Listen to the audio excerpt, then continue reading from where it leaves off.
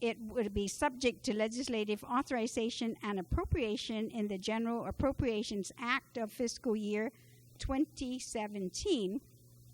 My amendment would be to add language where in the bond indenture that the trustee will not release the money until it is authorized and appropriated by the legislature. So that, and the trustee then, of course, it will be the individual or the institution to release these monies. They can release the $30 million to be able to pay its vendors now, but we want to make sure that in 2017 that they're going to start off the year right with cash, that real cash that they're going to need for the new fiscal year. So that Okay, will be thank you very much, Madam Speaker. So on the amendment to ensure that the $15 million is not made available to GMH until the beginning of the fiscal year 2017 and after there is an appropriation by this body. But the trustee who will not release. That's the operative term, is the trustee to release the money October 1. Okay. The trustee shall hold the proceeds until such time as authorized by, Yes. Thank you, Speaker. So I will use his language. Okay, Senator Respicio. Thank you, Mr. Chairman. Mr. Chairman, I certainly support the Speaker's amendment, even though the language requires that this is subject to appropriation in the Appropriations Act for fiscal year 2017. I certainly agree that there's no harm in putting it so that it's part of the bond indenture. But I want to just quickly raise an issue that used to be a while ago, that the legislature approves the final indenture. But if not for the last several terms, we were doing this on blind faith, that we want to see this in the indenture, we don't want to see that in the indenture. How do we know or guarantee that whatever we're discussing or requiring that it be in the indenture, how do we know that it will be in the indenture if it's not done by past practices where the legislature actually approves the indenture? Because the process before was that the legislature would authorize the issuance of bonds. They would go to the bond market, they would secure the bond, come back, present the bond indenture to the legislature. The legislature will meet and approve or amend those terms, and then whatever the legislature approves as a final indenture, that's what they go to market with.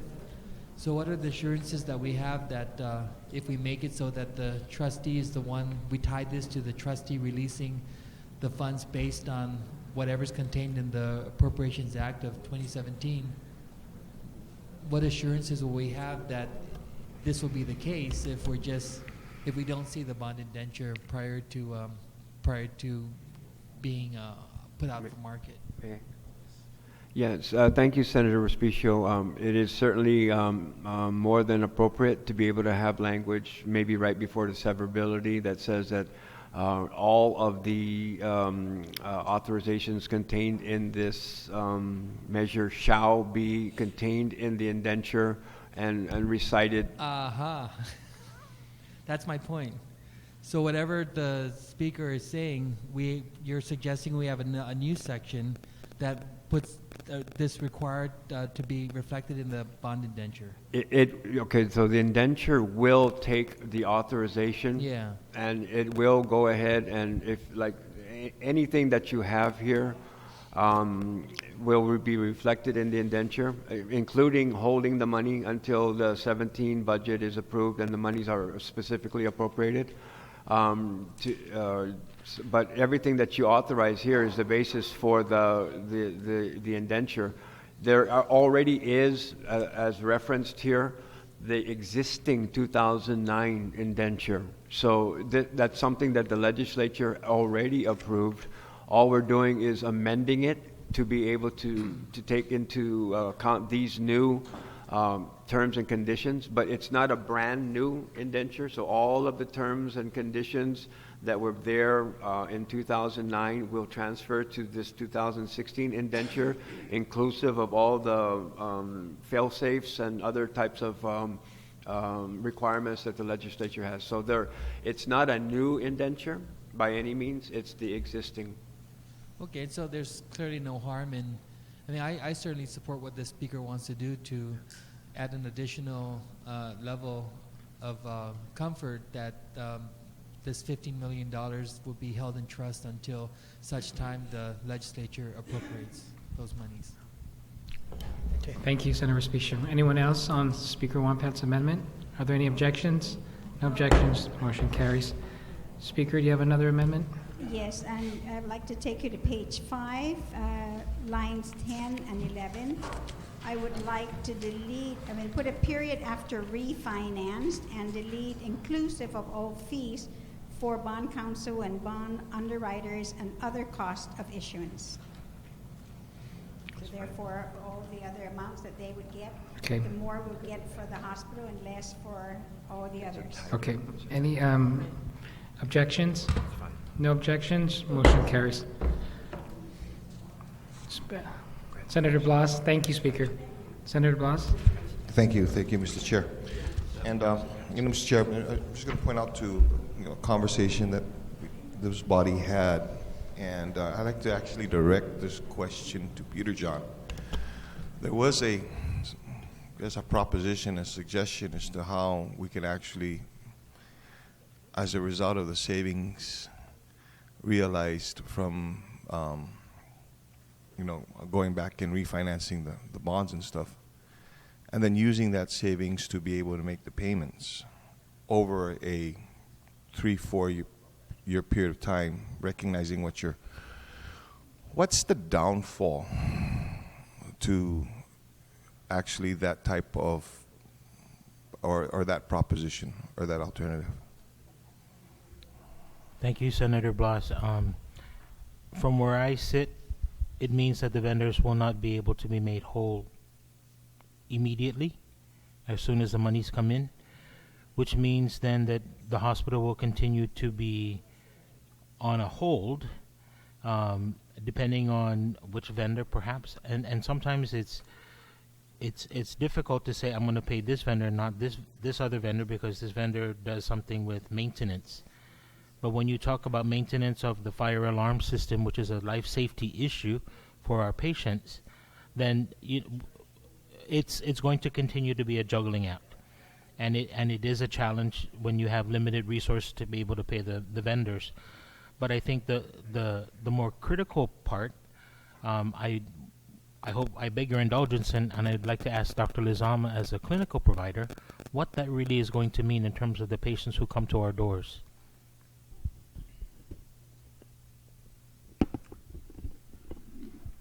Thank you.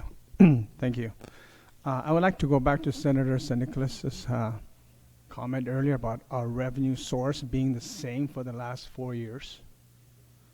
It's the same because we still have the same practice model. It's all about acute inpatient care, overcrowding, same patient population. We can't do anything creative with the infrastructure that we have. What we have proposed going forward is transforming the model, moving into more outpatient emphasis so that we can generate the revenue stream that could hopefully sustain the hospital going forward, and we don't come here for a $40 million request for budget. That should be reduced. So yeah, that's part of what we've looked at our revenue stream. The same population, the same long-staying patients are not going to generate us the money.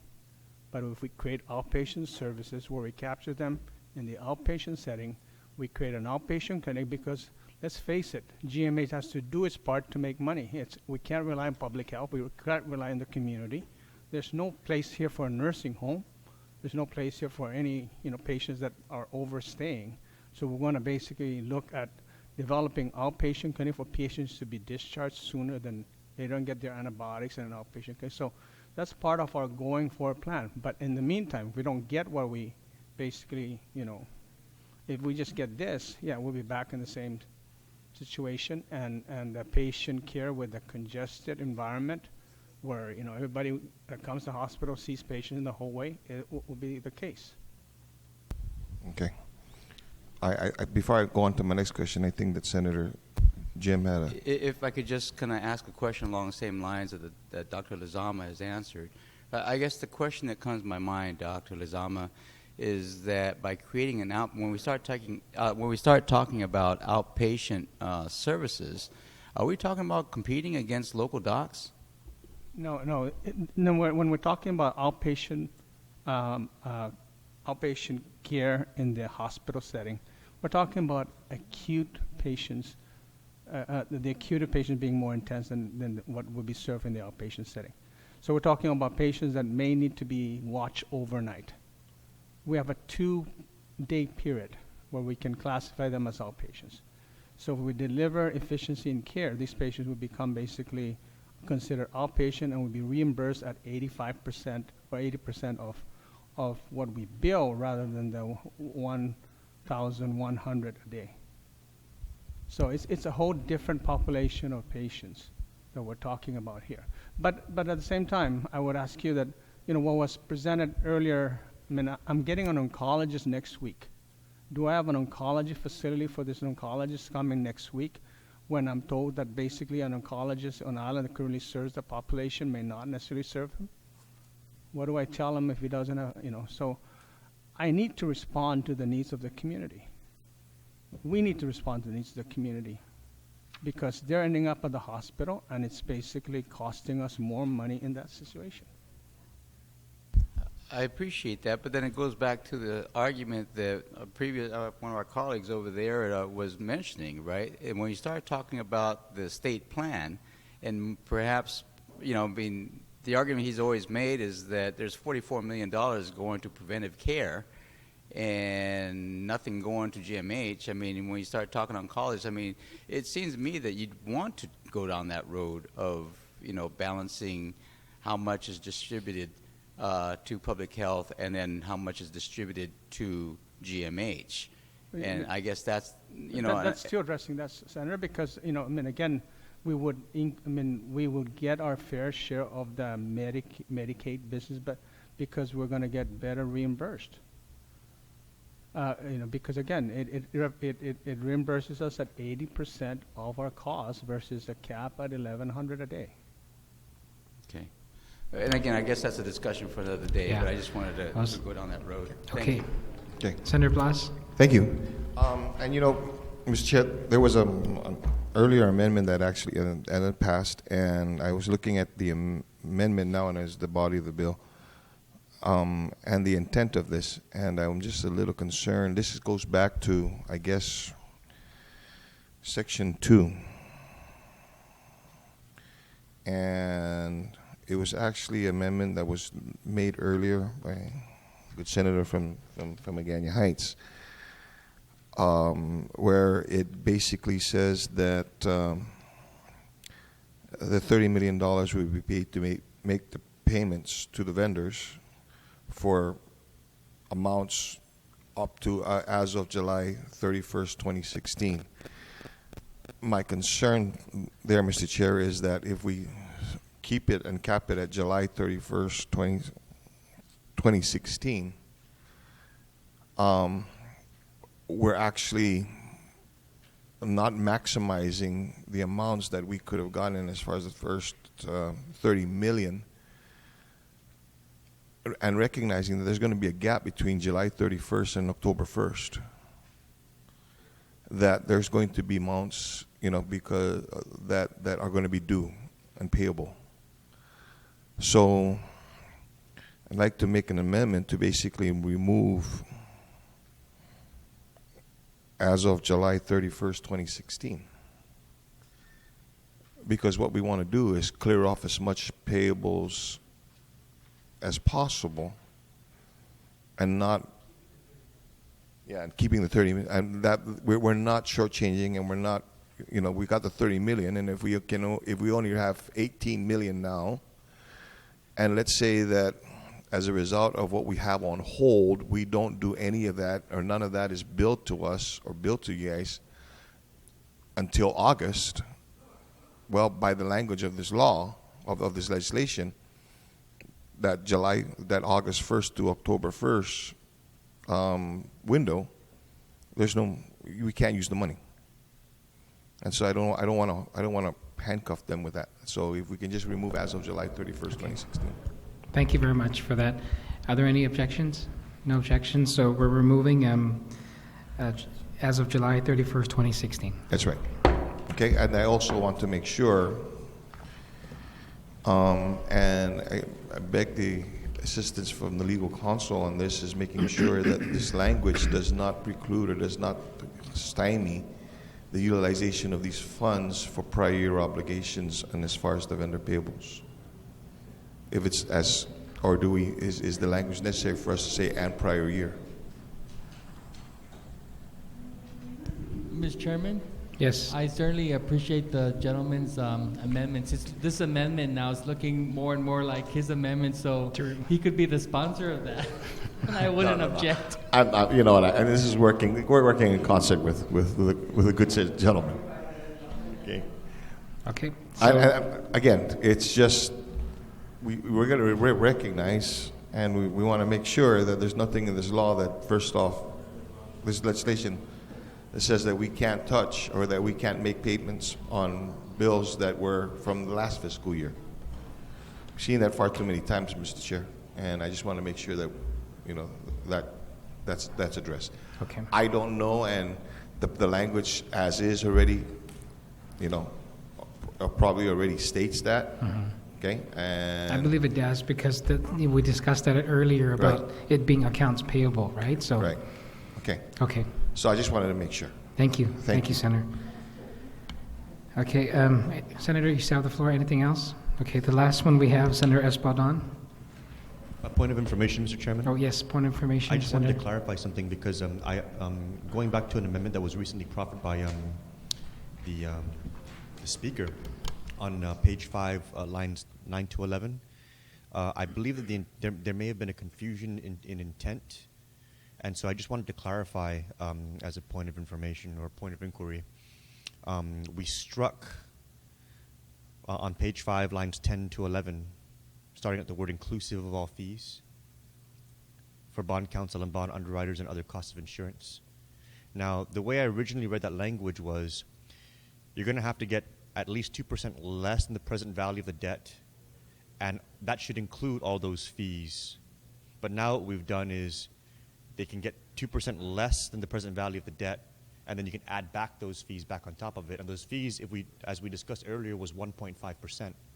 So we're going to go down 2% on the net present value, but then back up 1.5. We might not be getting the savings that we're trying to get. So I wanted to clarify whether or not that was, am I misreading it? Was that the intent, or should we reconsider that amendment? Thank you, Senator San Nicolas. Actually, in consultation with the Speaker and legal counsel, what our discussion was that when you add the fee, so let's say it's $1, and then you add $2, right? Then it's 2% of $2. I mean, you know, it's not 2% of $1. So it's a reduced threshold. So it basically holds our feet to the fire at a lower amount. So that was the logic behind the amendment. 2% of $200 versus 2% of $150. So we decided to take the lower number to have the 2% as opposed to the higher number.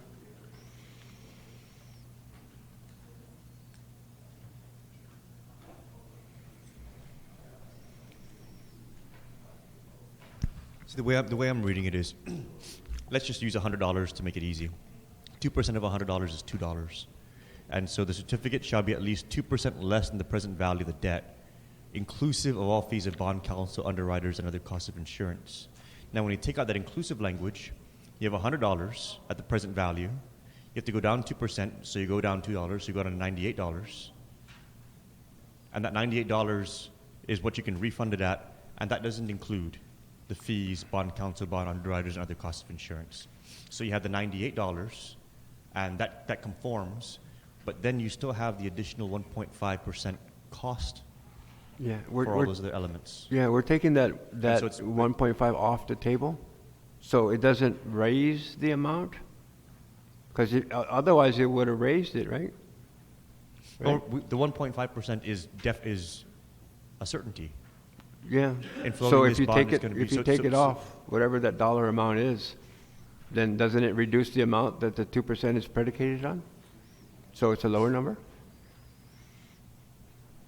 That was our logic. It's late. I'm having a difficult time. I could be wrong, but basically, Mr. Chairman, the intent of this language is to make sure we're not paying the fee Right. on top of the savings that we're supposed to be getting. Correct. But everybody understands that. Okay. Okay. Thank you very much, Senator. We have the last speaker, Senator Espadon. Thank you, Mr. Chair. Just a general question right now. Sorry, Mr. Chair. So many issues, so little time. Just to be clear, the Series 2000. Yeah, but this is 2009. The Series 2009A, that is going to be for refinancing, right? I mean, that's one of those that will be refinanced and refunded. And so the question then becomes that on page 3, on line, starting at the very end of line 17, number 2, to refund all or a portion of the 2009A bonds, can we delete the words "or a portion of"? Yeah. Then because the intent here is to just Take them all out. refund the whole thing. Yes. So if I move we just delete those words to all or a portion of. Thank you, Senator. Line This is 18, starting with the third word, or a portion of. Since, again, just to make no mistake, that we are going Doing to the whole refund thing. the Okay. whole thing. Any objections? Is it on line 2? Oh, excuse me. Line 2, page 2. Correct. Yes. On the findings and intent. Okay. Oh, under the findings. So wherever, just to be consistent, so wherever it is referenced, Yes. 2009A, we're removing "or a portion," and so it's the understanding is refunding the entire The entire. 2009A bonds. Any Okay. objections? No objections. Motion carries. And then again, another housekeeping on page 6, and I think you alluded to this earlier, Mr. Chairman. Yes. On line 7 To delete. through 9. Okay. I believe we just need to delete that Delete because it, there is yes. no section 2B anymore. That's right. Right, Any so- objections to deleting Delete that. line 7, page 6, line 7 to 9 until the word "below"? Any objections? None? Motion carries. Senator, And then also I have passed out an amendment. we don't have. Did you give the chair and the panel? And this is basically to add a new section, Mr. Chair, and it's consistent with what we've done in the past that I've introduced, and that's basically to say that any fees that will be paid to GITA will come out of the source of the debt. In this case, it would be the Section 30 monies, as opposed from any proceeds from the bond. That way, any fees that are taken by GITA is non-amortized over 30 years. It's basically coming from the source of payment. Okay. And so I move this into Okay. as a motion into the bill. Yes, okay. Any objections to that? We've done this in the past, and the senator has moved that in the past, so it's not, so no, the fees weren't coming from the proceeds of the money that they're going to receive? Senator, please, if you could. Normally, I mean, what has happened in the past, and correct me if I'm wrong, anybody from GITA up there, is that the fees that GITA is entitled to usually comes out of bond proceeds. So in other words, those fees are amortized over the 30 years or the life of the bond.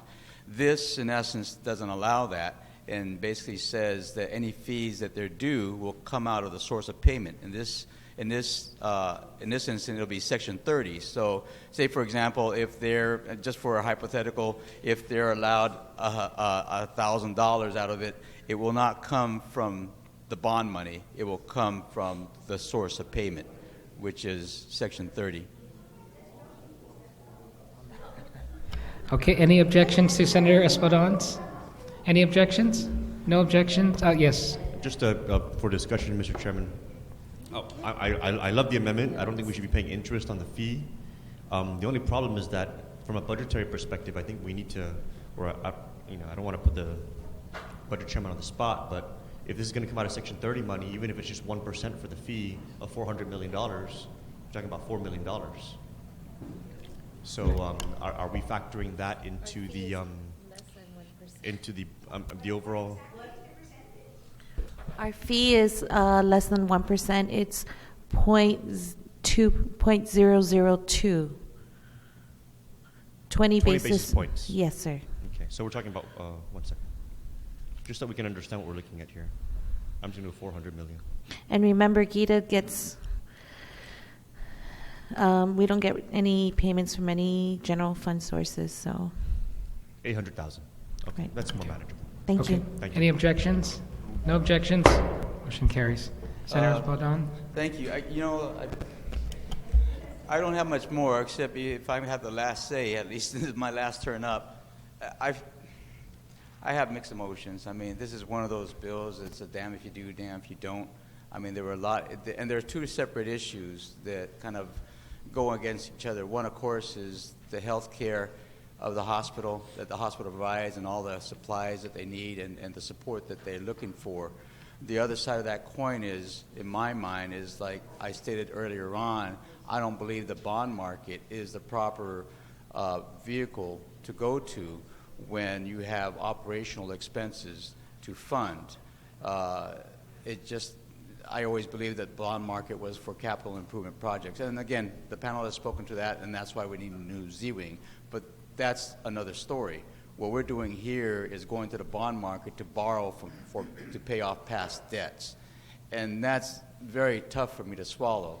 On top of it, I think there have been some very good points made by several senators on the floor, just really questioning and taking a good look at the various scenarios in terms of the financing of this. And I do get where, I know I'm not supposed to, but the good senator down the aisle over there at the very end, a good friend of mine, Senator Nicholas, right, where he was going with this whole $80-some million difference.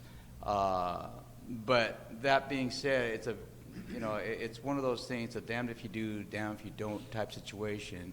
And I still don't know where I'm going to fall on this one, on this vote, because I understand the needs and the real needs. The reality is the hospital does need supplies. They do need to free up their lines of credits with the suppliers out there just so they can get more supplies.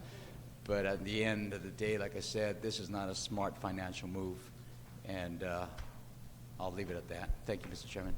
Thank you very much, Senator Espadon. And I think your sentiments have been echoed by most of our colleagues here, if not all, that really this what we have before us is really not the ideal situation to go out to the bond market to borrow to pay off the vendor debts. However, we are at this juncture that really, unless we got a checkbook with $30 million to be able to pay off the vendors, this is really the only way. And so, that's why we're here. And in closing, or before we close, I think she hasn't responded yet. I mean, she hasn't spoke. So, Senator Barnes, and then we're going to close. I promise I'll be brief, Mr. Chair, if I may. I was looking over the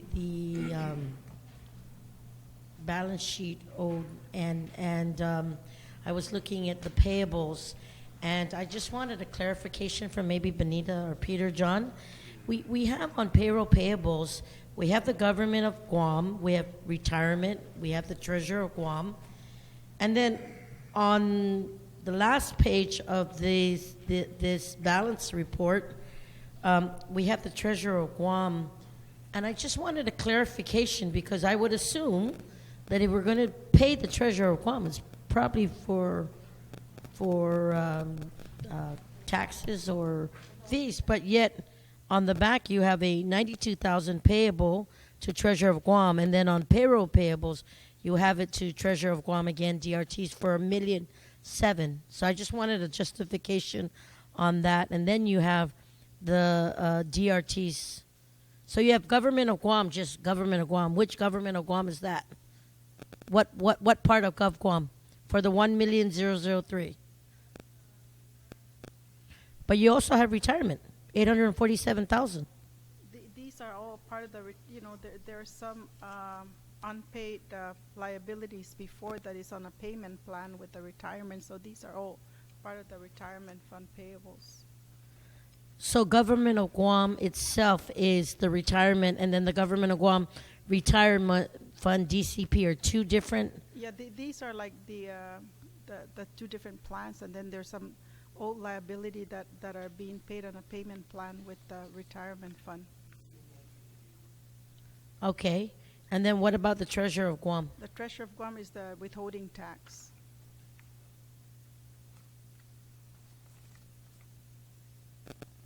Okay. I just wanted to make sure, Mr. Chair, I know it may be DB versus the DC, but just the mere fact that it says government of Guam doesn't show where that payable will go through and exactly what, and I think that should be noted, because you have the different breakdowns, but you don't know what it's for. Okay. Thank you, Senator Barnes. So we're you have an amendment, or I just wanted to offer a closing statement, Mr. Chairman. Okay, I'll allow you to. Thank you, Mr. Chairman, and with respect. I just wanted to just highlight the gravity of the situation and the proposal, because 2 years ago we borrowed money to pay off the vendors, and so now we have a $32 million obligation to pay vendors that we've accrued over those 2 years. So that comes out to $15 million a year on average that we're accruing in an ideal vendor payment scenario. So we're borrowing $32 million to cover $15 million a year over the last 2 years, plus an additional $15 million to cover us, which really is only going to extend into next year. Because if our burn rate on vendor payables is $32 million over 2 years, we're talking about $15 million a year.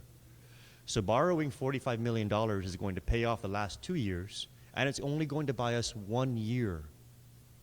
All else being equal, only 1 year of being able to finance additional vendor payables.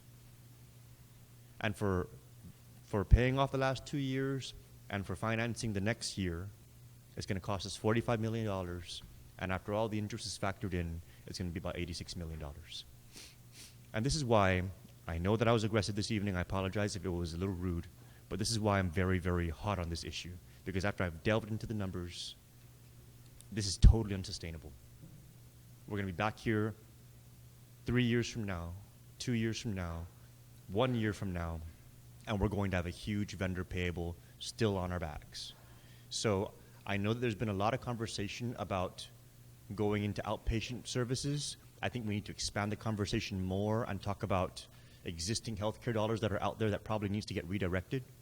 I think that we need to really open up the dialogue, because I'm concerned about going out for additional borrowing on top of this operation. And with respect to the conversations we've had tonight, if the intention is to borrow this additional money in the future to open up the Z-Wing for outpatient services so that we can move patients out faster, how can we optimize that today?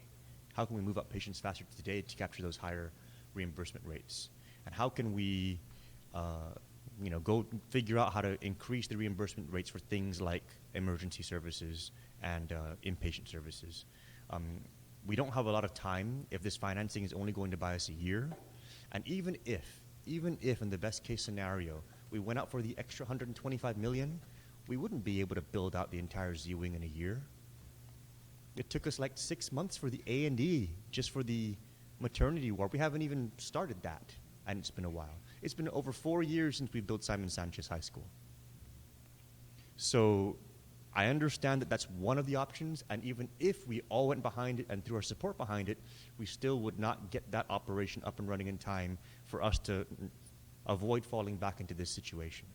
So we have a serious cash flow crisis that's going to need all of us to work together, and we really can't bring this back to our people. This is a lot of money, and it doesn't solve the problem. So I'm available. Check me. I'll contribute as best as possible in terms of analysis and whatever else, different angles that we can look at. But I'm fully on board of trying to figure out how to fix the cash flow problem, because that's still very much outstanding. And I don't know if borrowing some more is going to do that, but we've got to do something. So, Mr. Chairman, I'm at your disposal for that. Thank you. Great. Senators, thank you very much as well, Dino.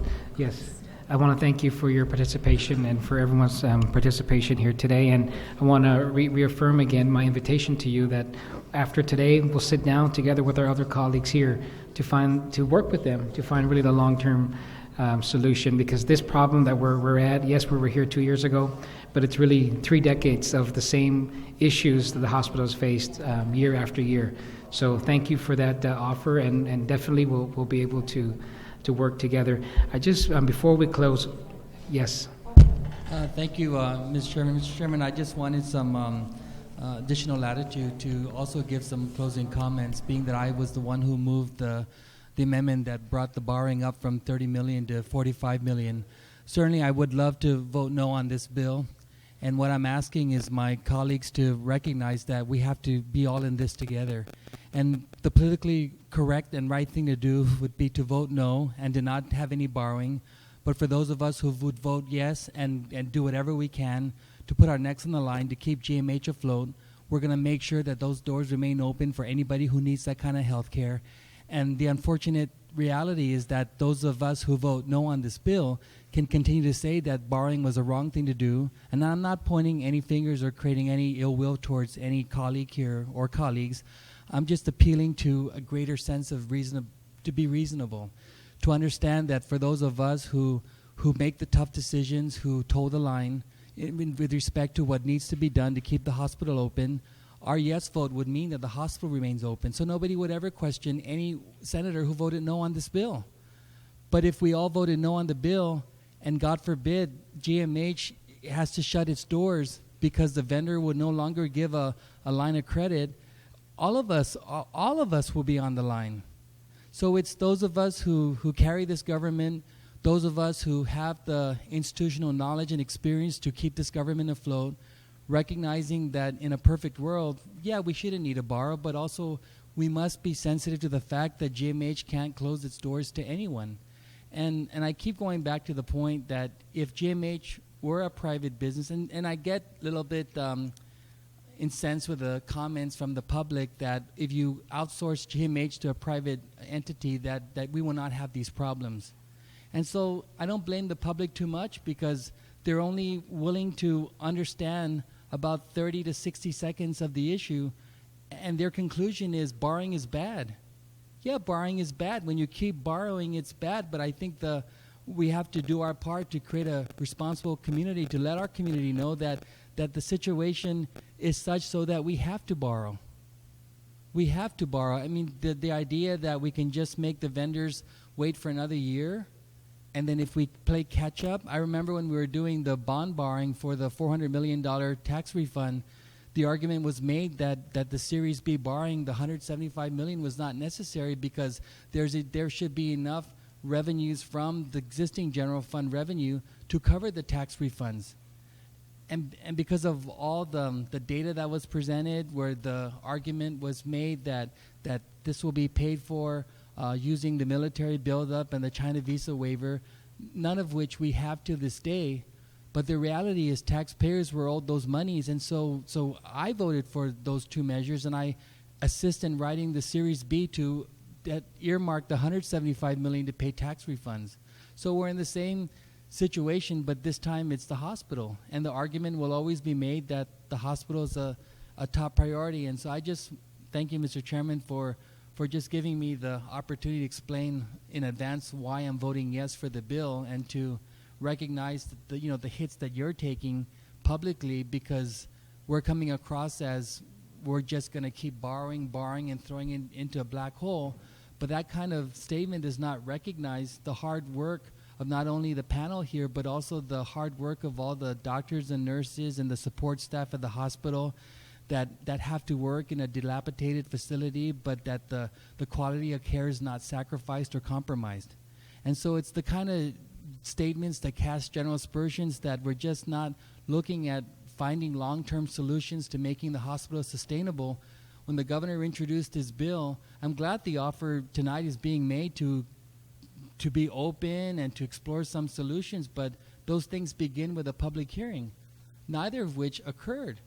And so you had to cannibalize that bill, and I had to re-refer the bill only so that we can provide the triage that's necessary to GMH. So I'll also stop now in the interest of trying to develop some kind of collegiality to have a reset moment so that we could begin to discuss those very important solutions to GMH. And the panel have said that they're willing to come back anytime that if this bill passes, it's not premature, it's not the end, but anytime that this body's ready to take a long, hard look at some of the options that have been being presented by even the medical professionals, the medical community, I think we owe it that much so that we're not just going to do a Band-Aid approach, and that the door will always remain open to explore those options. And those options, again, are not predicated on the need to raise those taxes, the business privilege tax and the hotel occupancy tax. So if we could just respect each other, and we all agree that the hospital needs help. Maybe we don't agree to how we're going to get there, but we just all agree that the hospital needs help, and I'm asking my colleagues to please join those of us who will vote for this bill so that the hospital doors can remain open and we can continue to work on whatever needs to be done. But there's a multi-pronged approach, and right now it's triage. Thank you, Mr. Chairman. Thank you very much, Senator Respicio. So we're going to close now, but before that, yes, Speaker wants to close too. Thank you very much, Mr. Chairman. And the reason why I want to close, basically, because I do not want, of course, the doctors here and, the other two who are here as well, because I think we've heard, your plea when you want to talk about the other projects that you wanted, those not part of this. And I don't want you to walk away thinking that we're not listening, because I really think we are. But the thing that has to happen, and this is suggestion when we get down to that road, and you've heard everyone, is that when it comes to operations, this is not normally something that we want to send out to the bond market. But when you talk about brick and mortar, you're more than likely going to get support from the members.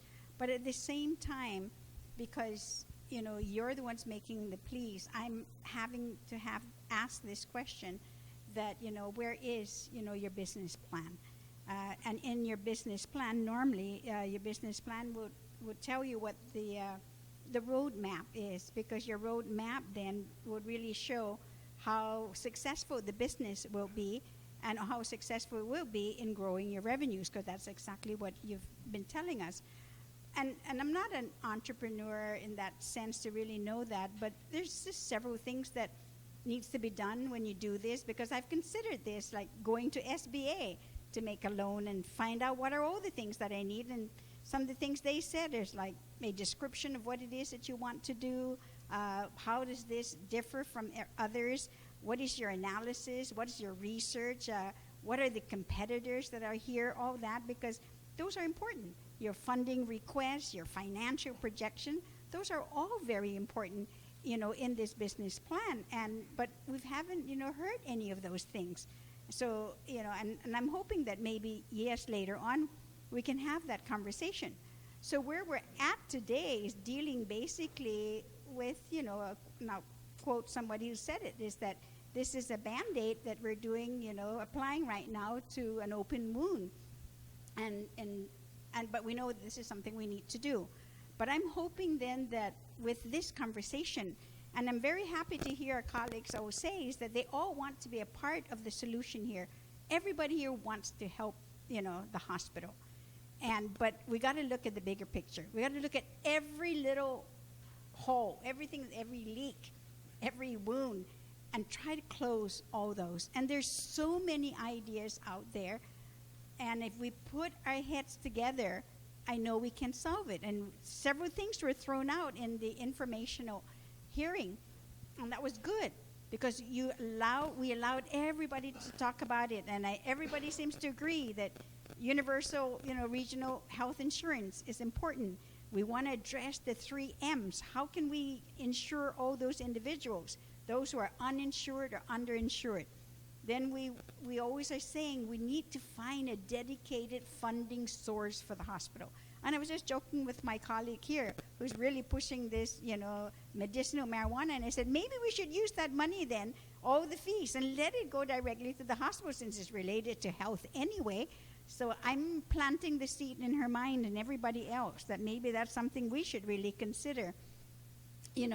Then we talked about QCs for all these insurance companies and how maybe they should be required to insure some of our MIP, patients. And then, or we talked about the 20%, 80%. How do we deal with this? Somebody made the suggestion that maybe no 20% at all, if we can negotiate that in, so therefore the hospital won't be strapped with that. Then we talked about, universal member formularies that maybe working with PIHOA and with MAP International, that we might be able to do that. And working with our regional leaders because, they are a part of the solution as well, that then they could insure their, the COFA citizens who then come to Guam and will be able then you'll be able to tap into their insurance. And then, of course, you talked about your outpatient treatment and versus your inpatient treatment. That's an excellent, suggestion, and I think you can move forward, with that. But I understand, Doc, you were saying that it's important to have all the other things in place as well. But we're not short of any ideas. When push comes to shove, and that's where we're at right now, is that we really need to sit down and have this very serious conversation. And I know that the chairman has committed to doing this summit, and the vice speaker is committed to it as well. And I think that's a summit where we're going to have to sit down and just say, okay, you're saying these are the problems.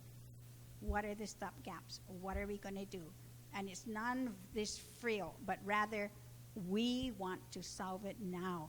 Set up timelines, legislation that needs to happen, and I know it happened. And I'm very, very grateful to everyone here who's taken the time to be, involved in the framing of this bill to make it palatable, for all of the members to.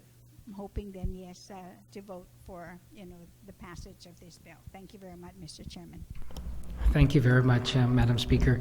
Just before anyone else have any closing? If not, I'm going to give an opportunity for Peter John to just close out as well.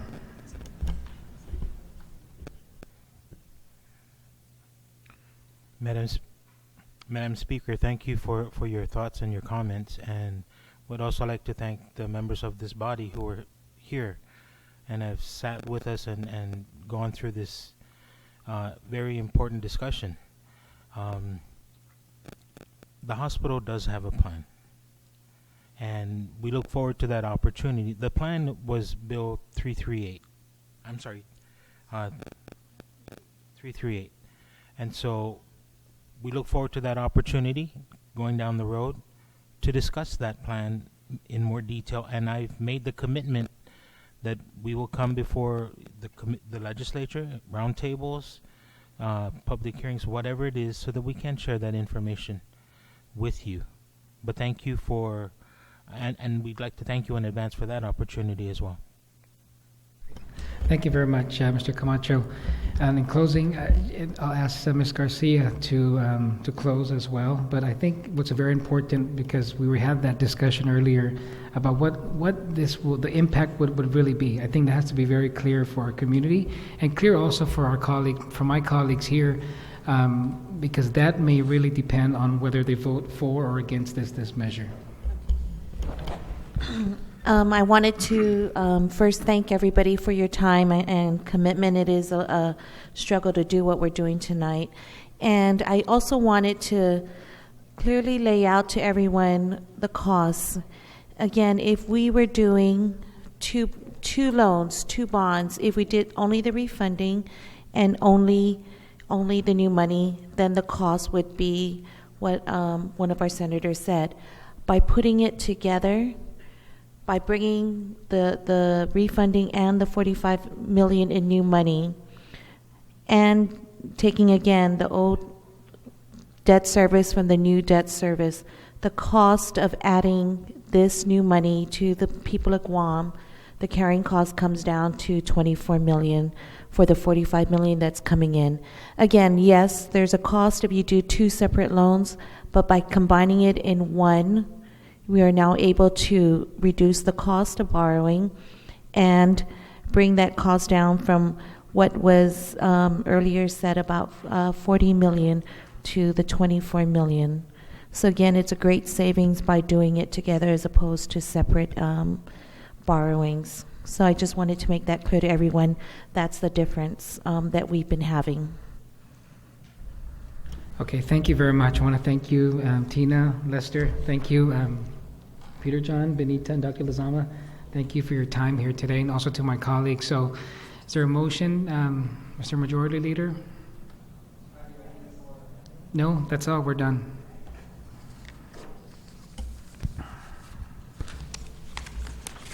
Thank you very much, Mr. Chair. I want to start by thanking the panel for being with us for the last several hours to take what you reported out of your committee, Bill 340-33, and to provide the guidance necessary, in your words, to make the bill stronger. And so this time I move that we rise from the Committee of the Whole with all the amendments made in the Committee of the Whole remain intact, and that the committee's recommendation is to pass.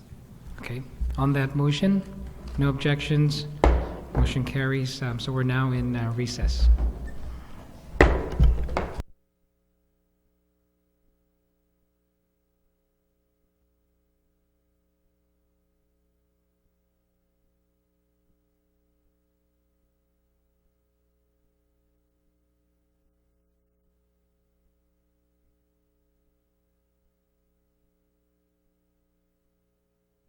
Rodriguez, you're recognized. Thank you very much. Thank you very much, Madam Speaker. Madam Speaker, we've now risen from the Committee of the Whole. Now my motion is to place Substitute Bill 340 on the third reading with all the amendments that were made in the Committee of the Whole intact, and that it be placed on the voting file for us to be able to vote on. But before that, Madam Speaker, I just want to again thank our colleagues for their participation here this evening.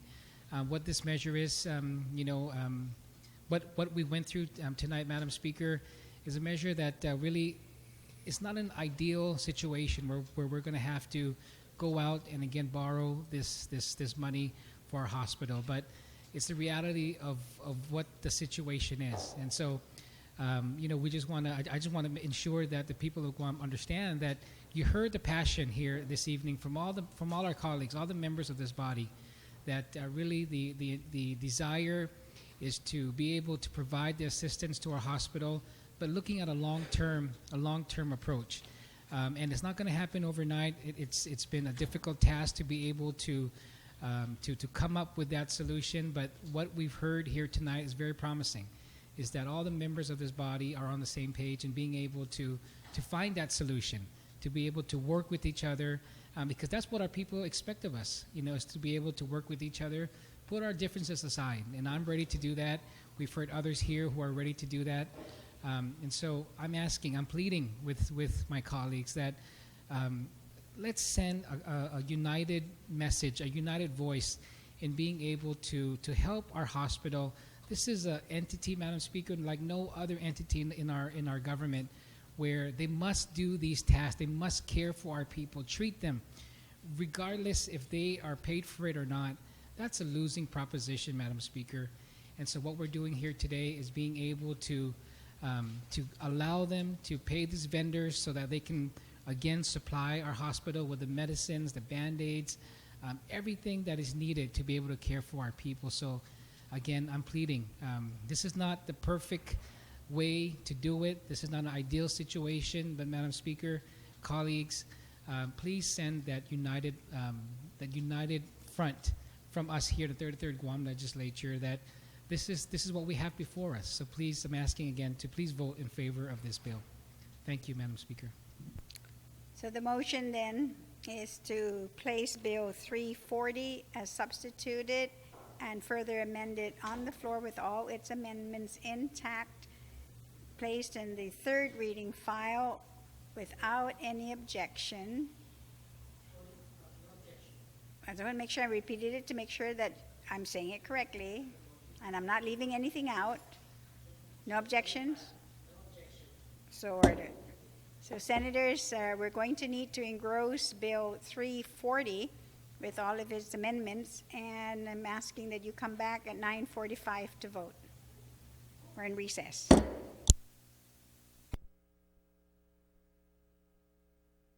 Legislature is back in session. Senator Rodriguez. Madam Speaker, just a point of order.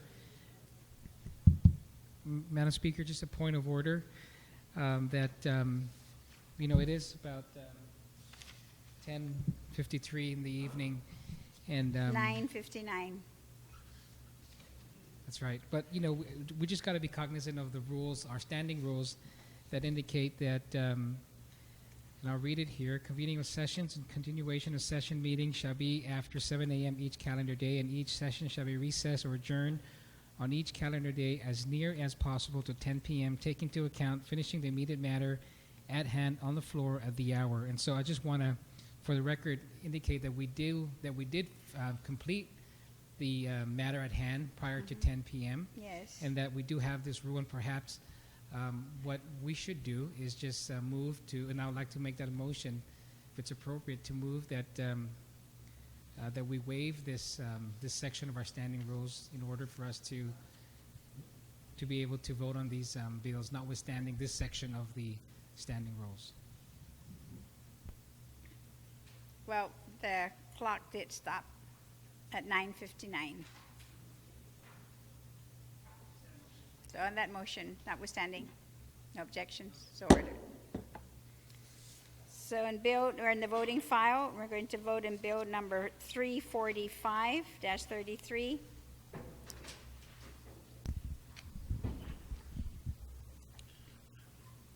Bill number 345-33 COR, introduced by T.R. Muña Barnes, an act to disapprove the proposed rules and regulations governing the Joaquin K.C. Concepcion II Compassionate Cannabis Use Act of 2013. Roll call. Senator Tom Atta. Senator Tom Atta, aye. Senator Tony Atta. Senator Tony Atta, excused. Senator Uggan. Senator Uggan, aye. Senator Blas. Senator Blas, aye. Vice Speaker Cruz. Vice Speaker Cruz, aye. Senator Espaldon. Senator Espaldon, aye. Senator McCready. Senator McCready, excused. Senator Morrison. Senator Morrison, aye. Senator Muña Barnes. Senator Muña Barnes, aye. Senator Respicio. Senator Respicio, aye. Senator Rodriguez. Senator Rodriguez, aye. Senator San Nicolas. Senator San Nicolas, aye. Senator Torres. Senator Torres, aye. Senator Underwood. Senator Underwood, aye. Speaker Wampat. None. Speaker Wampat, aye.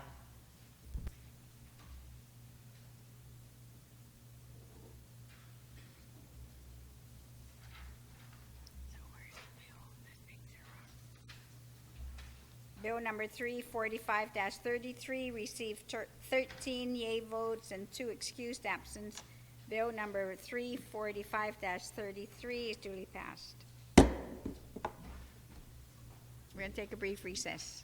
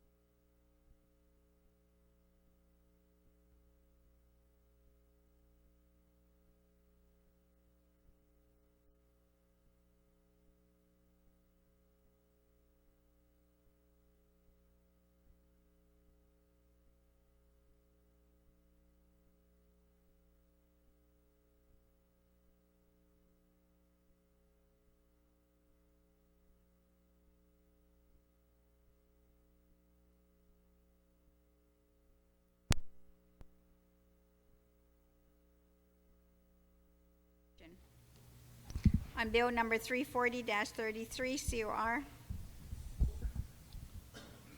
Bill number 340-33 COR, as substituted by the Committee on Health, Economic Development, Homeland Security, and Senior Citizens, and amended in the Committee of the Whole.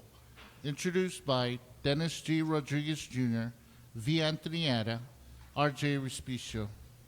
An act to add a new section 80125 to Chapter 80, Division 4 of Title 10, Guam Code Annotated, relative to authorizing the issuance of one or more series of Government of Guam Limited Obligation, Section 30, bonds to refinance all of Government of Guam Limited Obligation, Section 30 bonds, Series 2009A, to refinance the outstanding loan of the Bank of Guam to the Guam Memorial Hospital Authority, and to refinance all of the government's obligations with respect to the Series 2013B Guam Education Financing Foundation 2, Inc., Certificates of Participation, Okudu High School Expansion Project, and to pay off the outstanding Guam Memorial Hospital Authority vendor payables that shall not exceed $45 million. Roll call. Senator Tom Ada. Yes. Senator Tom Ada, aye. Senator Tony Ada. Senator Tony Ada, excused. Senator Uggan. Senator Uggan, aye. Senator Blas. Yes. Senator Blas, aye. Vice Speaker Cruz. Vice Speaker Cruz, pass. Senator Espaldon.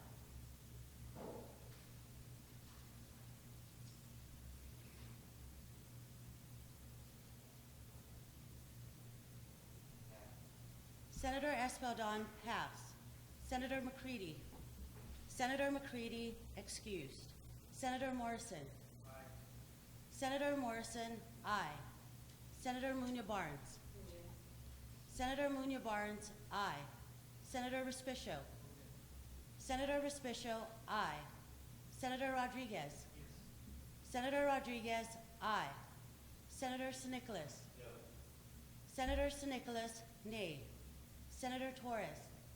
Pass. Senator Torres, pass. Senator Underwood. No. Senator Underwood, nay. Speaker Wampat.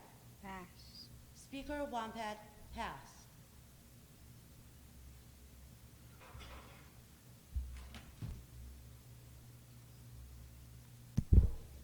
Vice Speaker Cruz. Vice Speaker Cruz, pass.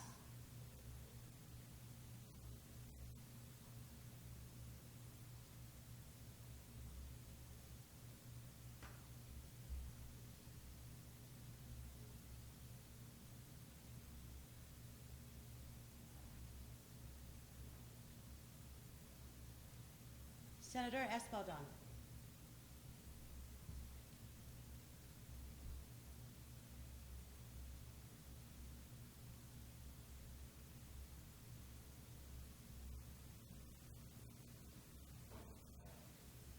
Senator Espaldon, pass.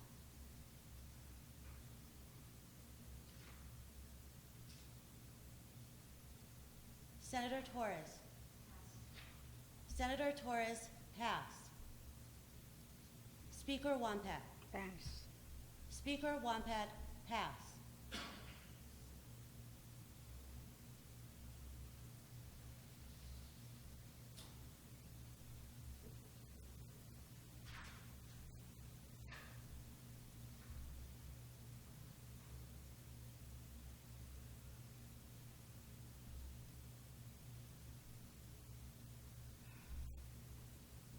Vice Speaker Cruz. Aye. Vice Speaker Cruz, aye.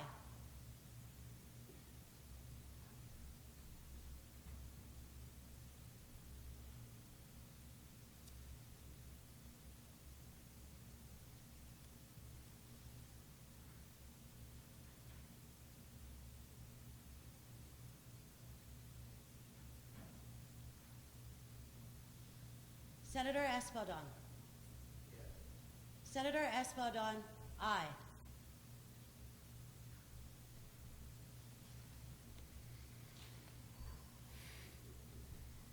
Senator Torres. Senator Torres, aye.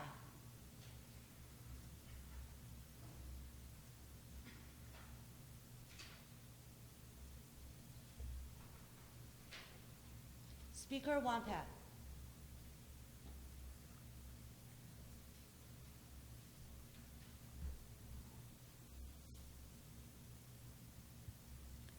Again. Speaker Wampat, aye.